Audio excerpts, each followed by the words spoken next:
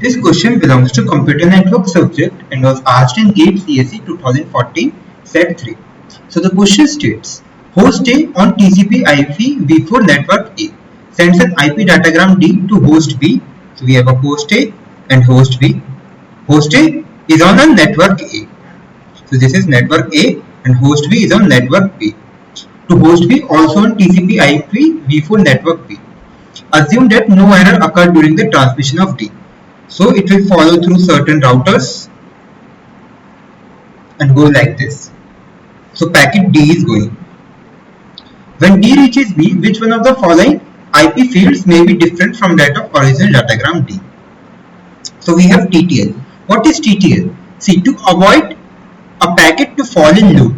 If a packet falls in loop, it will lead to congestion. So TTL is time to live.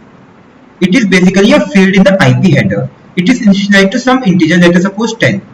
And at each hop, we decrement that value. So if he comes over here, it will get decremented, then again, And if it goes to 0, then the packet is discarded. So TTL value will definitely change because we will have certain hops from A to B. So it will change. Checksum. So we have in IP, TCP/IP, we have IP header checksum. So this is your IP header and this is your packet. So we have header checksum. And header has the TTL field. So if TTL changes, then header checksum will also change. Thus checksum also changes. Fragment offset. See, each network has some MTU, which is maximum transmittable unit.